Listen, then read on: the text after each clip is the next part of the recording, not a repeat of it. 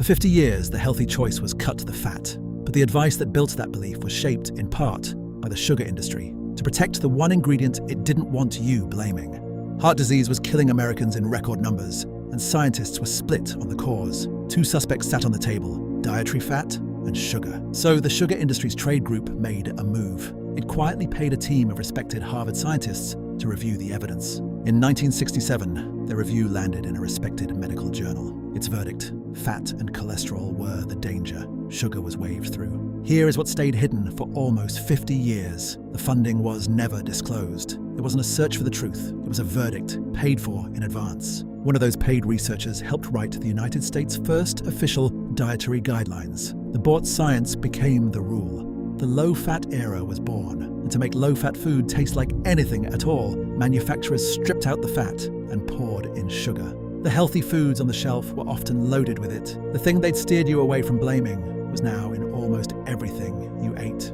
It was the advice your doctor gave, the advice your parents followed. Across the decades that followed, rates of obesity and diabetes climbed. In 2016, researchers exposed the whole arrangement. The industry's group conceded it should have been more transparent, but the scientists were long dead, and the advice had already shaped half a century of how the world ate. Sugar is still in nearly everything. The industry is still here, still profitable. No one was ever punished, because buying a conclusion was never a crime. Another loss on the books.